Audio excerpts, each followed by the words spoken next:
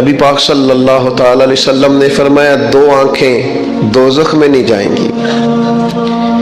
یا رسول اللہ صلی اللہ علیہ وسلم اتنا کرم، وہ دو آنکھیں کون سی ہیں؟ فرمایا ایک وہ جو اللہ کی راہ میں رات جاگتی رہی، کسی سرحد پر پہرا دیا، کوئی ڈیوٹی کی، کوئی خدمت کی راہ خدا میں، جو آنکھیں بیدار رہی راہ خدا میں، دوزخ میں نہیں جائیں گی۔ اور دوسرا فرمایا جو رب کی یاد میں رو پڑی، جس سے خشیت آئی، جو ڈر گیا، پر ڈرا اللہ کے لیے، آنسو فار سیل نہ ہو، کوئی اداکاری کا ماحول نہ بنائے، وہ اس طرح نہ ہو رو رو کے دعا، رکت انگیز دعا، اور فلاں کیا بات، فلاں کے بڑا رلایا اور فلاں میں بڑا درد تھا اور فلاں کے آنسو نکل آئے اور پیر صاحب قبلہ رو ہی پڑے، فار سیل نہ ہو چیزیں، اداکاری نہ ہو، اس کی طبیعت پر پورا اثر ہو۔ اور جب خشیت کے ساتھ وجود کانپتا ہے، وہ کسی نے کہا تھا کہ آنسو قربت کا سبب ہوتے ہیں، جب آپ کی روح کسی کی روح سے ملتی ہے تب آنسو نکلتے ہیں۔ جب تو اللہ سے پورا جڑ جاتا ہے نا، جب رسول کائنات کی بارگاہ سے تیری پوری توجہ لگ جاتی ہے، پھر آنسو بن کر دل تے پار پوے جس ویلے ادو پار بناون اکھیاں، بے درداں محبوباں دے سارے ناز اٹھاون اکھیاں۔ عزیز دوست، جب آپ پورے طور پر جڑ جاتے، او یارو کتنا روئے ہیں مسلمان اقوام متحدہ کے سامنے جا کے، کتنی قراردادیں پیش کی تم نے سلامتی کونسل میں، حتیٰ کہ مسلمانوں کے جو امیر ملک تھے ان کی تنظیمیں بنی، کوئی مسلمانوں کی داد رسی کو نہیں پہنچا۔ میری کو بہت لمبی عمر تو نہیں ہے، پر میں نے برما میں مسلمانوں کے کٹتے ہوئے حالات دیکھے، خبریں آئیں، ہم نے دیکھی، کٹتے اور سسکتے مسلمان ہم نے دیکھے۔ ہم نے دیکھا لیبیا پہ حملہ ہوا اور ٹوٹ گیا سارا ملک۔ میں نے وہ منظر دیکھا جب غوث پاک کے بغداد میں بمب گرے۔ ہم نے وہ دور دیکھا جب کسی نے خبر دی کہ کربلا میں پھر سے کربلا برپا ہے۔ ہم نے وہ منظر دیکھا جب پتا چلا کہ پھر سے مولا علی کے نجف اشرف کو اجاڑا جا رہا ہے۔ ہم نے وہ سارے منظر بار بار دیکھے، بار بار سنے، اور اب تو شرم آتی ہے۔ میرا دل کرتا ہے میں فلسطین کا نام نہ لیا کروں، شرم آتی۔ یہ کوئی ہماری تقریروں کے موضوع ہیں؟ یہ کوئی ہمارے کالم لکھنے کے عنوان ہیں؟ یہ کوئی ہمارے موبائل پہ لگانے کے سٹیٹس ہیں؟ یہ تو شرم سے مر جانے کا مقام ہے۔ یہ کوئی گردنیں اٹھا کے بات کرنے والی بات ہے؟ یہ موبائل پہ ایک دوسرے کو ویڈیو دکھانے کا منظر ہے؟ رمضانوں میں، شاموں میں اپنے اپنے بچوں کو سینوں سے لگا کے افطاریاں کرانے والوں، اور بچوں سے پوچھنے والوں کہ پتر تو کی کھانا ہے، اس سے پوچھ لے اس کی مرضی کیا ہے۔ تمہیں پتہ ہے فلسطین کی بیٹیاں بھی سیدہ خدیجۃ الکبریٰ کی بیٹیاں ہیں، وہ مومنوں کی مائیں ہیں تو ان کی بھی تو مائیں ہیں نا۔ فلسطین کی بہنیں بھی صبح قیامت حضرت فاطمہ کے پلو میں پناہ لیں گی۔ نبی پاک صلی اللہ تعالی علیہ وسلم نے فرمایا من اذا مسلمن فقد اذانی۔ میں کیسے وہ بات آپ کے دلوں تک اتاروں کہ حضور نے فرمایا جب میرے مسلمان کو تکلیف ہوتی ہے تو مجھے تکلیف ہوتی ہے، مجھے درد ہوتا ہے۔ اس رسول کی امت جو کافروں کی رسیاں زور سے باندھی جائیں تو حضور فرمائیں ڈھیلی کر دو، یہ ہائے ہائے کرتے ہیں تو مجھے نیند نہیں آتی۔ اگر بدر میں قیدی بنا کے لایا گیا کافر ہائے ہائے کرے تو حضور کو نیند نہیں آتی، تو مجھے بتاؤ کہ فلسطین کی بیٹیاں ہائے ہائے کرتی ہیں تو گنبد خضرا میں محبوب کو آرام ہے؟ میرے عزیز، بے حسی کی زندگی، چھوٹے موٹے بیانات، تو بھی کہہ دے تو بھی کہہ دے، تھوڑا سا فلانے کا بیان نہیں آیا، کیا کرنا ہے بیان دے کے، کیا بات کرنی ہے تذکرہ کر کے؟ دوستو آؤ رو کے دیکھ لیا ساری دنیا کے سامنے، کچھ رب کے سامنے رو کے نہ دیکھ لے؟ اب اسے کہے نا، اب حضور کی بارگاہ میں عرض کر کے نہ دیکھ لے کہ تجھ سے فریاد ہے اے گنبد خضرا والے، اب کعبے والوں کو ستاتے ہیں کلیسا والے، اور کی اگر تو نے دل مسلم کی دل جوئی نہیں، پھر ہمیں تانا دیں گے بت کہ مسلم کا خدا کوئی نہیں۔ اب اللہ رسول کی بارگاہ کی طرف رجوع نہ کر لیں، اب چھوڑ نہ دیں سیاستدانوں کے گلے، اب چھوڑ نہ دیں دنیا اقوام متحدہ کی بات اور سلامتی کونسل کی بات، اب اپنے اللہ کی جانب رجوع نہ کریں۔ دیکھو نا، نبی پاک صلی اللہ تعالی علیہ وسلم نے ہمیں فرمایا تمہارے آنسو قدر والے ہیں، رب رسول کی بارگاہ میں بہانا، ان کو ضائع نہ کرنا۔ عزیز بھائیو، یہ آنسو جو اللہ رسول کی بارگاہ کی طرف بہتے ہیں، یہ اللہ کی رحمت کو متوجہ کرتے ہیں، یہ مالک کریم کے کرم کو مائل کرتے ہیں۔ ہمارا مسلح آباد ہونا چاہیے۔ وہ مجھے ایک دوست کہنے لگے صرف دعا کریں فلسطین کے لیے، آپ نے کہا جم کے دعا کریں، صرف دعا کرنے سے کیا ہوتا ہے؟ میں نے کہا دعا کرنے سے پہاڑ ہل جاتے ہیں اپنی جگہ سے۔ میرے رسول پاک رات کو دعا کریں تو صبح فاروق اعظم جیسے لوگ آ جاتے ہیں دین اسلام۔ نبی پاک علیہ السلام رات دعا کریں نا، دعا، اور بدر کی رات حضور دعا کریں تو اللہ 7,000 فرشتوں کو بھیج دیتا ہے مسلمانوں کی مدد کے لیے۔ صحابہ فرماتے ہیں میدان بدر میں ہم کسی کو قتل کرنا چاہتے تھے، لیکن اس کی گردن پہلے سے کٹ کے گر جاتی تھی، فرشتے آئے ہوئے تھے۔ آج ہمارے ساتھ اللہ کی مدد ناراض ہو گئی ہے، ہم سے رب کی مدد ناراض ہے۔ ہماری مجموعی غلطیاں، قومی کوتاہیاں، بددیانتیاں، رشوت خوریاں، ہمارے جھوٹ، ہماری بد اخلاقیاں، مجموعی طور پر سوسائٹی کی مادہ پرستی، اخلاقی رویوں کی گراوٹ، لوٹنا، اپنا حصہ وصول کرنا، جگہ جگہ پہ کمیشن مقرر کرنے، ہر شخص کا ذات کے لیے سوچنا، اللہ کی مدد پھر روٹ جایا کرتی ہے، ناراض ہو جایا کرتی ہے۔ سب سے ضروری کام یہ ہے، سب سے ضروری کام کہ اللہ کی مدد شامل ہو۔ سب سے ایک صحابی تھے، ایک جگہ انہیں شہید کیا جا رہا تھا، تو کافر چاہتے تھے کہ ہم ان کی لاش کو معاذ اللہ ثم معاذ اللہ بے حرمتی کریں۔ انہوں نے عرض کی مالک تو میرا مددگار ہے، اس بیابان جنگل میں میری مدد کرنا۔ شہد کی مکھیاں آ گئیں، ان کے پورے وجود کو چھپا لیا، کوئی چیز قریب آئی نہیں، اور لوگ کہتے ہیں مکھی اٹھ کے بیٹھے تو زخمی کر دیتی ہے، لیکن وہ اٹھ کے گئی تو وجود پہلے سے زیادہ تر و تازہ تھا۔ اللہ نے محفوظ کر لیا وجود ان لوگوں کا، اللہ نے حفاظت فرمائی، اللہ کی مدد شامل تھی، اللہ کی مدد۔ ایٹم بم تم نے بنا لیے، ہتھیار تم نے سجا لیے، دولتیں تم نے جمع کر لی، بڑے بڑے تم نے ادارے قائم کیے، اب ایک کوشش اور بھی کرو، رب رسول کی بارگاہ میں رو تاکہ تمہیں اللہ کی مدد بھی ملے، تمہارے اندر حوصلہ بھی پیدا ہو، تمہارے اندر شعور بھی بلند ہو، اپنی ذات سے اٹھ کر سوچنے کی تمہیں طاقت بھی میسر آئے۔ میرے عزیز، اگر اس کی بارگاہ میں رونا آ جائے نا، اس کی بارگاہ میں اسے منانا آ جائے، تو پھر تو کیفیات ہی کچھ اور ہو جاتی ہیں۔ کتنا کو روئیں بھلا؟ حضور فرماتے ہیں بہت لمبا تم نہ بھی نہ رونا، اگر مکھی کے یا مچھر کے پر کے برابر بھی تمہارے آنسو نکل گئے نا، میں اب اس سے زیادہ کیا آپ کی بارگاہ میں بات عرض کروں۔ حضور فرماتے ہیں ایک مکھی اور مچھر کے پر کے برابر بھی تیری آنکھ سے آنسو نکل آیا، شرط یہ ہے نکلے ریاکاری کے لیے نہیں، نکلے اللہ کی رضا کے لیے، اس کی خشیت میں نکلے۔ فرمایا اگر مکھی کے پر کے برابر بھی تو رو پڑا تو اللہ تعالیٰ تیرے لیے دوزخ سے آزادی لکھ دے گا۔ اور نبی پاک صلی اللہ تعالی علیہ وسلم نے بیان فرمایا ہے، حضور فرماتے جو اللہ کے خوف سے رو پڑے نا، جس طرح بھینس بکری گائے کے تھنوں سے نکلا ہوا دودھ دوبارہ تھنوں میں نہیں نہ جاتا، اسی طرح جو رب کی یاد میں رو پڑے وہ دوزخ میں نہیں جاتا۔ یہ مثال دیکھیں کیسی دی حضور نے سمجھانے کی۔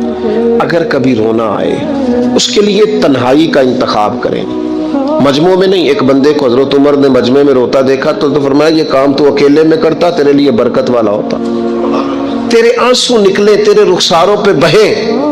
اور شیر خدا تو شیر ہے نا، حضرت مولا علی شیر خدا فرماتے ہیں اگر تیری آنکھوں سے کبھی آنسو نکلے نا اللہ کی یاد میں، حضور کی محبت میں، تو فرمایا ان آنسوؤں کو پوچھنا نا، ان کو چہرے سے صاف نہ کرنا، یہ تو آنسو اس قابل ہیں کہ تیرے رخساروں پہ رہے، یہ تو روشنی ہے تیرے چہرے کی، ان کو پوچھنا نا۔ حضرت علی رضی اللہ تعالیٰ عنہ نصیحت کرتے ہیں انہیں رہنے دے، یہ آنسو بڑا قیمتی ہے، نکلا تیری آنکھ سے ہے پر کسی کا ہو کے نکلا ہے، نکلا تیری آنکھ سے ہے پر کسی کے لیے نکلا، نکلا تیری آنکھ سے ہے پر اس نے تجھے بتایا ہے کہ تیرے وجود میں، تیری دھڑکنوں میں، تیرے جذبات میں کسی اور کا بھی حصہ ہے، یہ رب رسول کی رضا کے لیے چھلکا ہے۔ وہ حضرت شیخ سعدی رحمت اللہ تعالی علیہ آپ مہمان نواز بڑے تھے حضرت سعدی۔ کچھ لوگ نا بڑے مہمان سارا دن یہی سوچتے رہتے ہیں کسی کو کھلانا کیسے، ہاں جی دنیا آوے کھا کھا جاوے تے راضی ہووے بلا۔ تو حضرت سعدی مہمان نواز بڑے تھے تو قرضہ چڑھ گیا، قرضہ صرف مہمانوں کو کھانا کھلانے کا ہی تھا۔ تو ایک دن سارے ہی قرض کھا کے بیٹھ کے کہنے لگا بابا پیسے دیں گے تو جائیں گے، پیسے رکھ، سب جھگڑا کر رہے ہیں۔ تو حضرت سعدی کہتے ہیں وہ مطالبہ کر رہے ہیں پیسے دو اور مجھے ٹینشن ہے، ان کو کھلایا پلایا کچھ نہیں۔ تھوڑی دیر گزری تو ایک بچہ آ گیا کچھ بیچتا بیچتا، اس نے آ کے کہا نوجوان نے کہ جناب میں مجمع دیکھتے ہیں تو بعض لوگ بیچنے والے آ جاتے ہیں، اس نے وہ چیز بیچنے کے لیے سامنے کی تو کہنے لگا لینی ہے، تو حضرت فرمانے لگے میرے مہمانوں کو دے دو کھا لیں۔ انہوں نے دے دی، اب وہ کہنے لگا پیسے، تو حضرت بڑے پریشان ہوئے، کہنے لگے بیٹا آپ بھی بیٹھ جائیں، یہ بھی سارے پیسے لینے ہی آئے ہیں، ان کو ملیں گے آپ کو بھی مل جائیں گے۔ تو وہ نوجوان رو پڑا،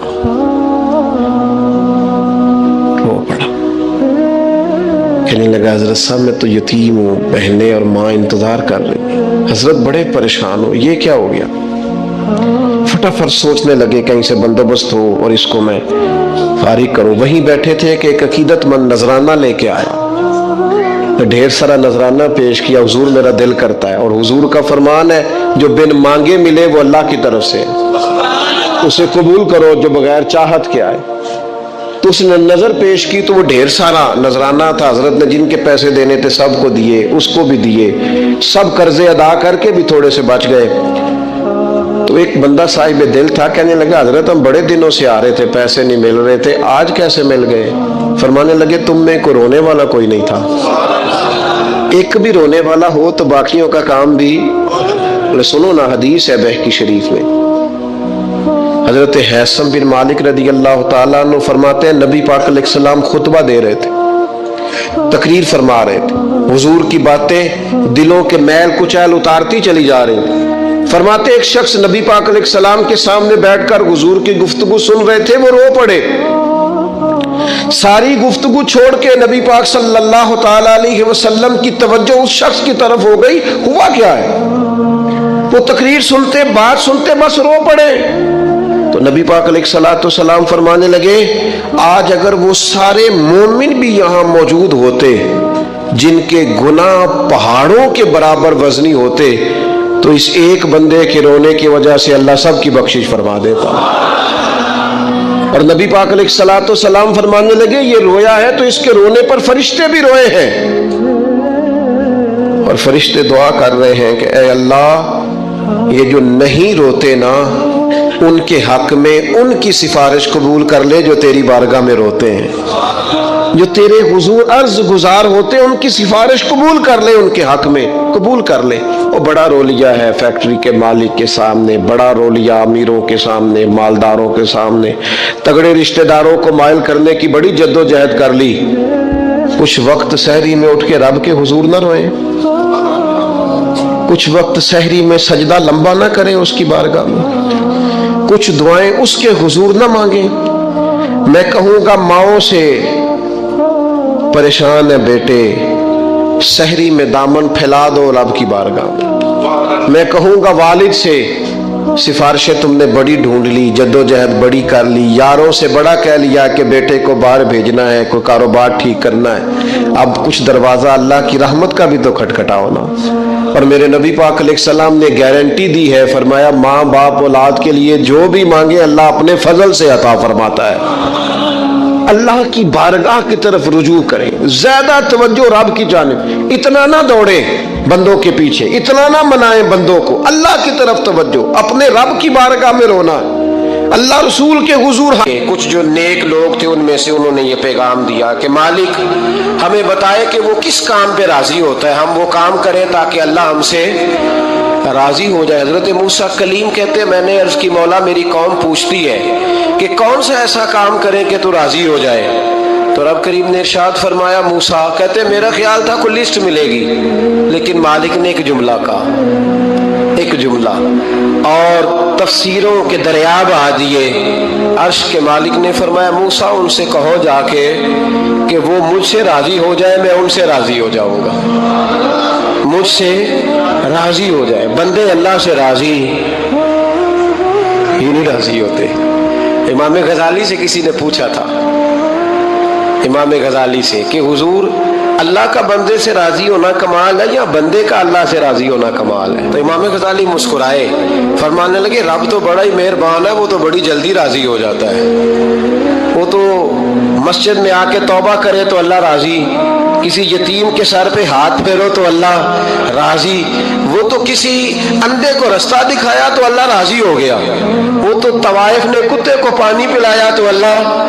امام صاحب فرمانے لگے یہ بندہ ہے جو اللہ سے راضی نہیں ہوتا، جس کے پاس اولاد نہیں وہ کہتا ہے چلو ایک بیٹی مل جائے تو میں راضی ہوں، بیٹی مل گئی تو کہتا اب ایک بیٹا بھی ملے تو پھر راضی ہوں، پھر کہتا ہے یہ دونوں اچھی تعلیم حاصل کر لے تو پھر میں راضی ہوں، پھر کہتا ہے یہ بہت زیادہ پیسے کمائے تو پھر میں راضی ہوں۔ بہرحال راضی ہوتا، لیکن جو راضی ہو جاتا ہے نا، اللہ اکبر، جو اللہ سے راضی سکھ ہی بڑا رہتا ہے، سکون میں بڑا رہتا ہے، مطمئن بڑا رہتا ہے، جو سمجھ لیتا ہے نا کہ جو میرے رب نے بہتر سمجھا وہ میرے اللہ نے مجھے۔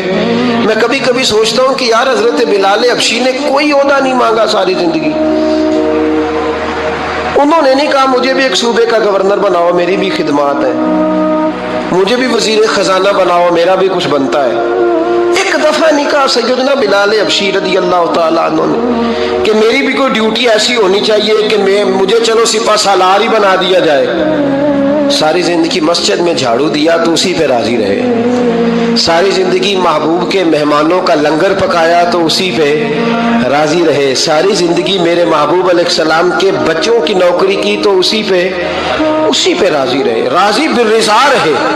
حدیث پاک سنیے، نبی پاک علیہ السلام نے ایک دن صحابہ سے پوچھا کہ تم کیا سمجھتے ہو، اپنے دل کو جب پوچھتے ہو، دل پہ توجہ کرتے ہو تو کیا جانتے ہو؟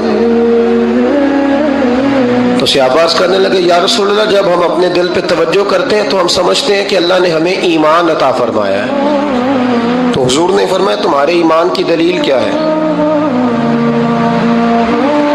ایمان کی کوئی دلیل بھی تو ہوتی ہے نا، ہمارے زمانے میں تو کوئی دلیل نہیں، نماز نہیں پڑھتا پھر بھی میں مسلمان ہوں، روزہ نہیں رکھتا پھر بھی مسلمان، جھوٹ صبح سے شام تک، کہتا خبردار کسی نے مجھے ذرا بھی بات کی سب سے بڑا مسلمان میں ہی ہوں، بددیانتی، دھوکہ، فریب، فرار، لیکن خبردار کسی نے کوئی بات کی سب سے بڑا مفتی میں ہی ہوں، جرم سارے پائے جاتے ہیں۔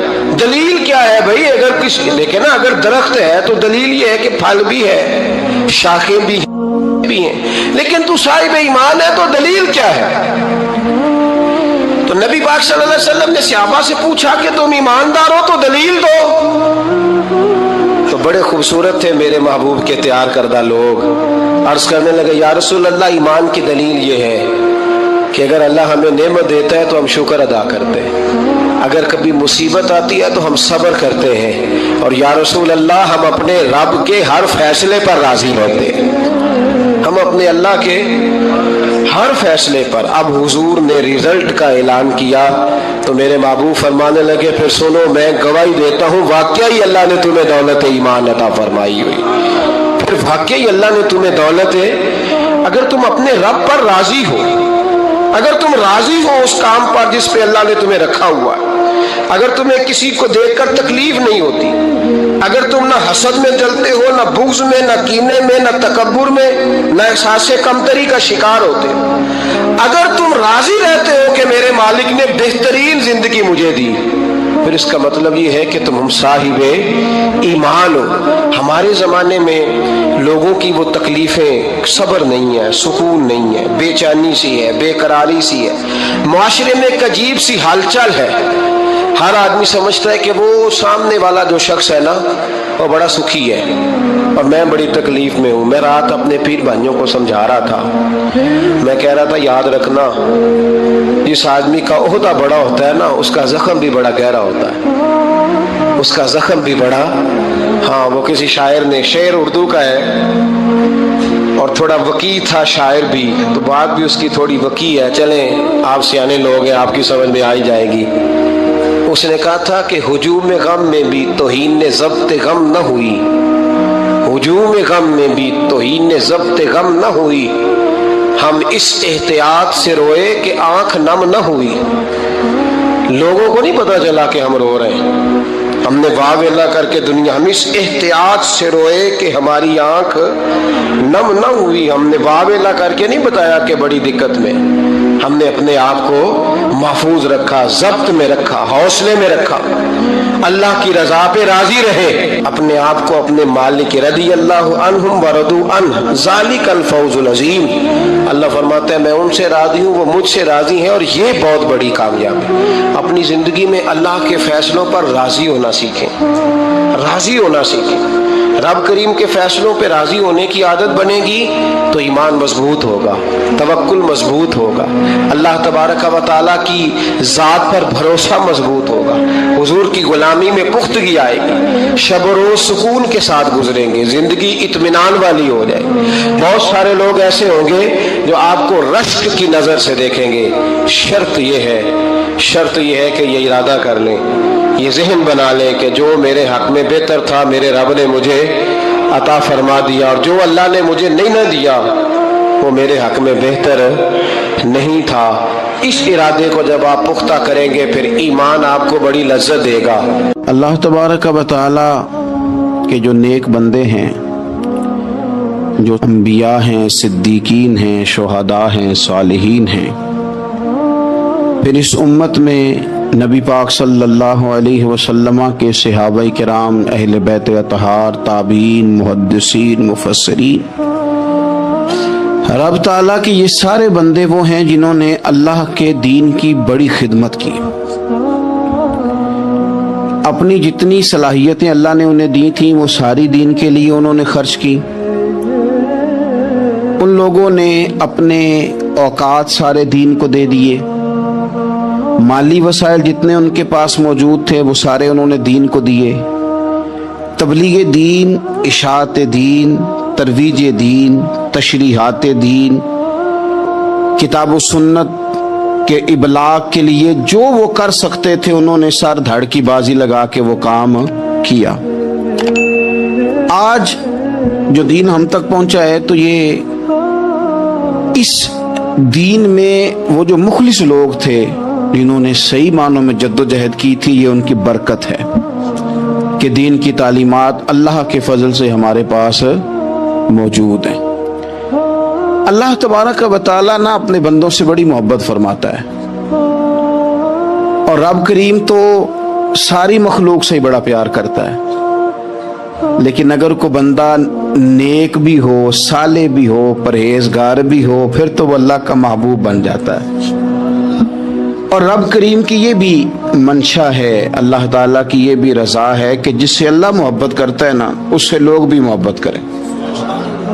قرآن مجید میں اللہ کریم نے فرمایا ان الذین آمنوا وعملوا الصالحات سیجعل لهم الرحمن ودا، بے شک جو لوگ ایمان لانے کے بعد نیک اعمال کریں رحمان لوگوں کے دلوں میں ان کی محبت پیدا فرما دے گا۔ صحیح بخاری اور صحیح مسلم میں حدیث ہے، نبی پاک علیہ السلام فرماتے ہیں جب اللہ تعالیٰ کسی بندے سے محبت کرتا ہے تو حضرت جبریل امین علیہ السلام کو بلاتا ہے اور بلا کر کے فرماتے ہیں جبریل میں فلاں آدمی سے محبت کرتا ہوں، آسمان نے دنیا پہ اعلان کر دو کہ سارے لوگ اس سے محبت کریں۔ اور پھر فرماتے ہیں کہ اے جبریل امین علیہ السلام آپ دنیا میں لوگوں کے دلوں میں یہ بات ڈال دیں کہ اللہ فلاں آدمی اس سے پیار کرتا ہے لہذا سارے اس سے محبت کرو۔ صالحین کا پیار دین کا بہت بڑا حسن ہے. بخاری میں، مسلم میں، کتب احادیث میں ایک پورا باب ہے کہ کسی سے محبت کرو تو اللہ کی رضا کے لیے، اور کسی سے بغض رکھو تو اللہ کی رضا. پورا باب ہے، ایک دو حدیث نہیں. اب ہوتا یہ ہے کہ ہمارے زمانے میں کچھ لوگ تو بیچارے ویسے ہی بڑے بعض چیزوں سے آوازان ہیں، ان کی طبیعتیں ویسے ہی بڑی تلخ ہیں، بڑی ترش ہیں، وہ ویسے ہی ذرا دنیا سے ہٹ کے چلنا چاہتے ہیں، ان کا مزاج ہے. وہ کیا کرتے ہیں کہ وہ بدگمانیاں پیدا کرنا، سوسائٹی کے اندر بری سوچوں کا فروغ دینا اپنے لیے وہ ضروری سمجھتے ہیں اور اپنی ذمہ داری سمجھتے ہیں. میں اکثر یہ مثال دیا کرتا ہوں کہ محبت بھی اگر ہم پیدا کرنا چاہیں تو پیدا ہو سکتی ہے، اور کسی کی عداوت پیدا کرنا چاہیں تو وہ کام بھی ہو جاتا ہے. بہو جانا چاہ رہی تھی میکے، اس نے اپنے شوہر سے یا اپنی ساس سے کہا کہ مجھے گھر جانا ہے. تب ایک پہلو تو یہ ہے کہ وہ شام کو بیٹا گھر آیا تو اماں کہتی ہے کہ پتر دیکھ، بیٹا نہیں چاہ رہا تھا کہ وہ جائے، تو اماں اس کو اس کی ذہن سازی کرتی ہے، کہتی بیٹا دیکھ تو ہر وقت اپنی ماں کے پاس رہتا ہے، باپ کے پاس رہتا ہے، بہن بھائیوں کے پاس رہتا ہے، تو بیچاری اگر 6 ماہ کے بعد 3 ماہ کے بعد تقاضا کرتی ہے تو اس کا بھی تو دل کرتا ہے نا اپنے ماں باپ سے ملنے. اب بچہ نرم ہوتا ہے، وہ شوق سے گاڑی نکالتا ہے، شوق سے چھوڑنے جاتا ہے، اس کے دل میں محبت فروغ پکڑ گئی.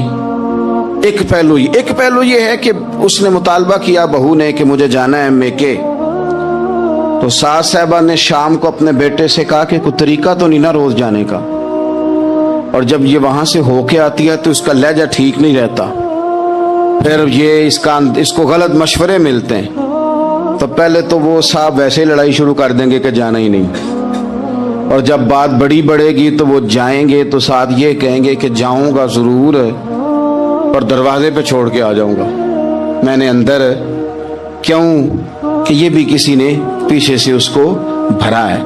آپ کسی بندے کے بارے میں بھی، کسی کے بارے میں بھی، ہمارے تمام جگہوں پہ اسی طرح ہی ہوتا ہے، دوستوں کی محفل ہو، تنظیمیں ہوں، ہمارے دفاتر ہوں، سب جگہ کچھ لوگ باقاعدہ کام کرتے ہیں نفرتیں بھرنے کا. وہ فلانا تم نے دیکھا کیا کر رہا تھا، ذہن بناتے ہیں، بندہ اس سے الرجی کھانے لگتا ہے، نفرت کرتا ہے. کچھ ذہن بناتے ہیں یار کتنا بھلا آدمی ہے، دیکھو کتنے وقت پہ آتا ہے، بیچارہ گھر میں اس کے کوئی اور ہے بھی نہیں، پھر بھی چھٹی نہیں کرتا، وقت پہ آتا ہے.